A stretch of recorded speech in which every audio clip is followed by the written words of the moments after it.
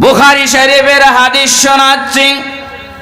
হাদিস শরীফের ভিতরে আসছে উসাদ ইবনে হুজাইর নামক একজন সাহাবী ছিল।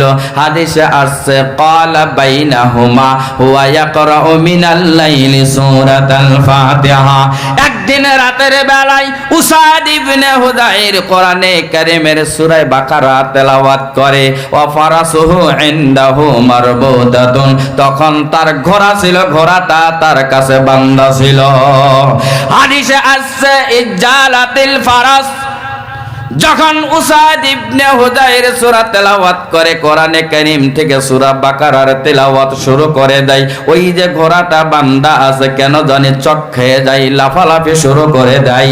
তার মনে ভয় লাগলো, ফাসাকাতা, তেলাওয়াত বন্ধ করে দিল, চুপ হয়ে গেল। ফাসাকাতাত, সঙ্গে সঙ্গে তেলাওয়াত যখন বন্ধ হয়ে যায়, ঘোড়াটাও লাফালাফি বন্ধ করে দেয়।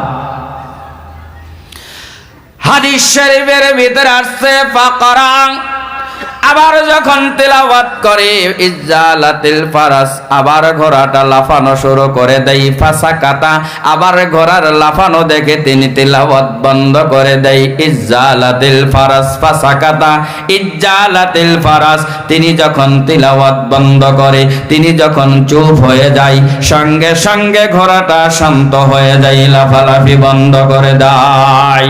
ও মুসলমান ভাইরা, সুম্মা করা, তৃতীয়বার যখন তেলাওয়াত করলেন, ফানসারাফা ওয়া কানা ইবনুহু ইয়াহইয়া কারিবাম মিনহা।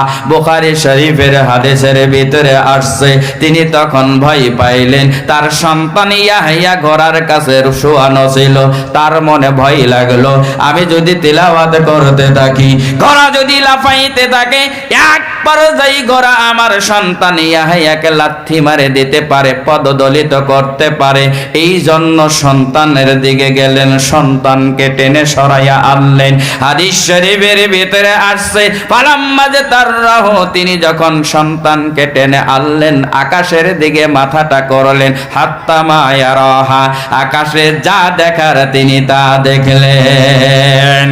ও মুসলমান ভাইরা, ফালাম্মা আসবাহা, সকাল যখন হয়ে গেল, হাদ্দাসান নাবিয়্যা সাল্লাল্লাহু আলাইহি ওয়াসাল্লাম, আল্লাহর নবীর দরবারে চলে গেছে, ডাক দিয়া বলে, ইয়া রাসূলুল্লাহ, হাবিবাল্লাহ, রাত্রের বেলায় এমন ঘটনা সংঘটিত হয়েছে, আমি যখনই সূরা বাকারা তেলাওয়াত করে, আমার ঘোড়াটা আমার কাছে বান্দা, ঘোড়াটা জানি কেন লাফালাফি শুরু করে দেয়, ঘোড়াটা ঝাঁপাইতে থাকে। আল্লাহর নবী বলেন, ইকরা ইয়া ইবনে হুদাইন, ইকরা ইয়া ইবনে হুদাইন। হাদিস শরীফের ভিতরে আসছে, হে ইবনে হুদাইর, তুমি যদি তেলাওয়াত করতে। ইবনে হুজাইর বলে, ইয়া রাসূলুল্লাহ, হাবিবাল্লাহ, আমার সন্তান ঘোড়ার পাশে থাকার জন্য ভয় হলো, আমি যদি তেলাওয়াত করতে থাকি, ঘোড়া যদি লাফাইতে থাকে, এক পর্যায়ে আমার সন্তানকে লাথি মেরে দিতে পারে, এই ভয়ে আমি তেলাওয়াত বন্ধ করে আমার সন্তানকে টেনে আল্লাহ। আমার ভাইরা, হাদিস শরীফের ভিতরে আসছে, উসাদ ইবনে হুজাইর বলে, আমি যখন আকাশের দিকে তাকাইলাম, ফাইদা মিসলু যুল্লা, আমি মেঘের মতো কিছু দেখতে পাইলাম, ফিহা আসবাহুল মাসাবি, সেই মেঘের ভিতরে উজ্জ্বল প্রদীপের মতো আলো কিছু দেখা যায়। বিশ্বনবী বলেন, ওয়া তাদরি মা যাক, হে ইবনে হুজাইর, তুমি কি জানো সেগুলা কি ছিল? ইবনে হুজাইর বলে, ইয়া রাসূলুল্লাহ, হাবিবাল্লাহ, আমি তো জানি না সেগুলা কি ছিল মেঘের মতো। আল্লাহর নবী বলেন, তিলকাল মালাইকা, তারা ছিল আল্লাহর ফেরেশতা, দানাতলি সাউতিক, তোমার তিলাওয়াত শোনার জন্য তারা নেমে এসেছিল। ও মুসলমান ভাইরা, যেই কোরআনে কারীমের তেলাওয়াত শোনার জন্য আকাশের ফেরেশতা পর্যন্ত নেমে আসে, সেই কোরআন বর্তমান মুসলমানেরা পড়ে না। এই জাতির কপাল পড়বে না তো কোন জাতির কপাল পড়বে?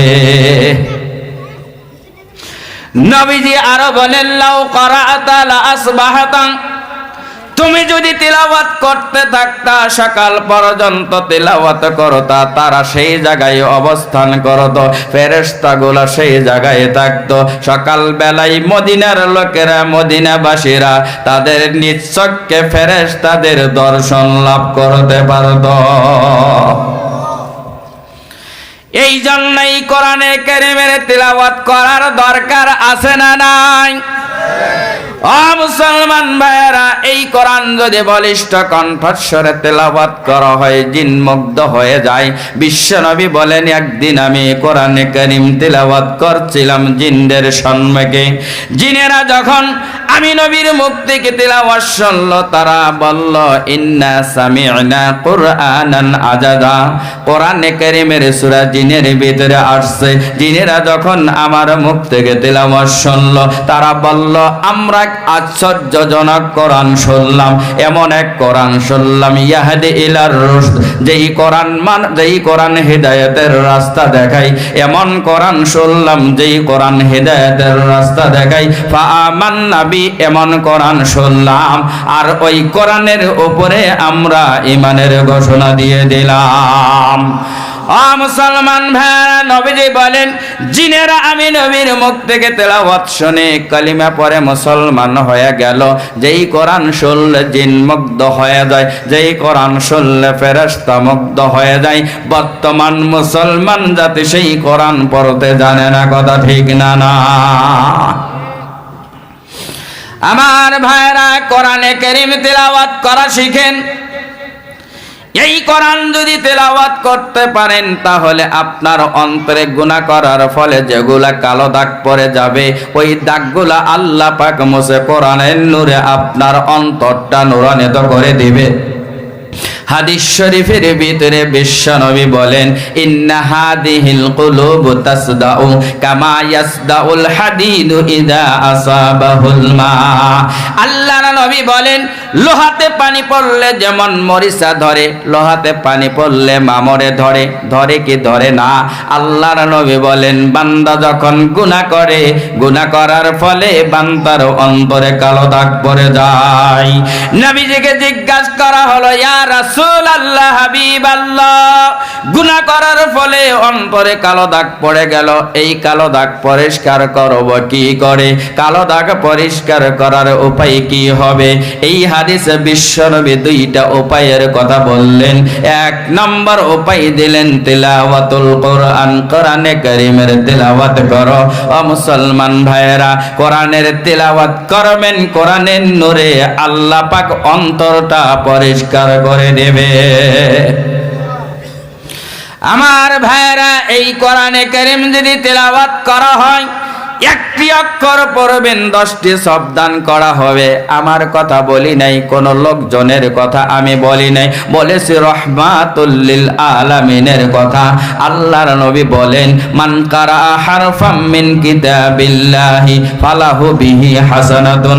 আল্লাহর নবী বলেন, কেউ যদি কোরআনে কারীম থেকে একটি অক্ষর উচ্চারণ করে, তাহলে তাকে একটি নেকি দান করা হবে। ওয়াল হাসানাতু বিআশরি আমসালিহা, আর নেকিটা হবে 10টা নেকির সমপরিমাণ।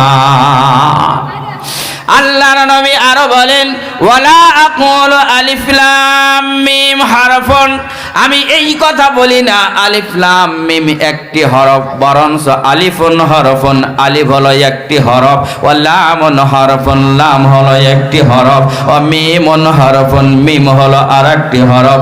আল্লাহর নবী তার দ্বারা বোঝাচ্ছেন, কেউ যদি আলিফ লাম মিম তেলাওয়াত করে, এই 3টা অক্ষর উচ্চারণ করার ফলে তার আমল নামাই 30টা সাবধান করে দেওয়া হবে। ও মুসলমান ভাইরা, বাড়ি থেকে শয়তানকে দূরে ভাগান। বিশ্বনবী বলেছেন, লা তাজআলু বুয়ুতাকুম মাকাবির। আল্লাহর নবী বলেন, তোমরা তোমাদের বাড়িকে কবরস্থান বানায়ো না, কারণ কবরস্থানে কোনো তেলাওয়াত হয় না। মুর্দারা কি তেলাওয়াত করে? মুর্দারা কি জিকির আজকার করে? মুর্দারা তো নামাজ পড়ে না। আমাদের বাড়িটা কবরস্থানের সমতুল্য হয়ে গেল, কারণ আমাদের বাড়িতে তেলাওয়াত হয় না, আমাদের বাড়িতে আল্লাহর গুণগান হয় না, আমাদের বাড়িতে কোরআনে কারীমের তেলাওয়াত হয় না। ও মুসলমান ভাইরা, কোরআনে কারীমের তেলাওয়াত শেখেন, আল্লাহ পাক বাড়িটা বরকত দিয়ে পরিপূর্ণ করে দেবে। আল্লাহর নবী বলেন, ইন্নাশ শাইতানা ইয়ানফিরু মিনাল বাইতিল্লাযী তুকরাউ ফীহি সূরাতুল বাকারা। আল্লাহর নবী বলেন, যেই বাড়িতে সূরা বাকারা তিলাওয়াত করা হয়, ওই বাড়ি থেকে শয়তান পালিয়ে যায়। আমার ভাইরা, এই কোরআনে কারীমের সাথে কেউ যদি এত ব্যস্ত হয়ে যায় কোরআন পড়ার জন্য, তেলাওয়াত করার জন্য, আল্লাহর কাছে দোয়া করার পর্যন্ত সময় পায় না। হাদিসে কুদসির ভিতরে আসছে, ইয়াকুলুর রাব্বু তাবারাকা ওয়া তাআলা, আল্লাহ পাকের নবী বলেন, আল্লাহ পাক বলছেন, আল্লাহ পাক বলে, মান শাগালাহুল কুরআনু আন যিকরি ওয়া মাসআলাতি, যাকে কোরআনের ব্যস্ততায় আমার কাছে চাওয়ার থেকে বঞ্চিত রাখে, আমার কাছে চাওয়ার জন্য সময় পাই না, আমার জিকির করার সময় পাই না, আল্লাহ পাক বলেন, আমি তাকে উতিয়া আফদালু মা উতিয়াস সাইলিন, আমি তাকে আতাইতু আফদালু মা উতিয়াস সাইলিন। বিশ্বনবী বলেন, হাদিসে কুদসিতে আল্লাহ পাক বলেন, আমার তেলাওয়াতের জন্য, কোরআনের তেলাওয়াতের ব্যস্ততার জন্য আমি আল্লাহর কাছে চাওয়ার সময় পাই না, তাকে আমি যারা চাই, যারা প্রার্থনা করে, তাদের থেকেও বেশি আমি আল্লাহ পাক তাকে দিয়ে থাকি।